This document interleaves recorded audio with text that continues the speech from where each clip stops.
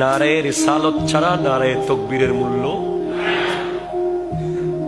মুহাম্মদুর রাসূলুল্লাহ সাল্লাল্লাহু আলাইহি ওয়াসাল্লাম ছাড়া লা ইলাহা ইল্লাল্লাহ দিয়ে ঈমান পরিপূর্ণ হবে।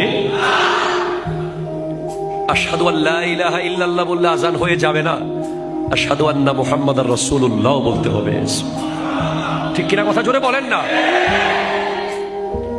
তো কোরআনে তিনটা জোড়ার কথা আছে। এক নম্বর জোড়া হলো আতিউল্লাহ ওয়া আতিউর রাসূল। তোমরা আল্লাহর আনুগত্য করো, রাসূলের আনুগত্য করো।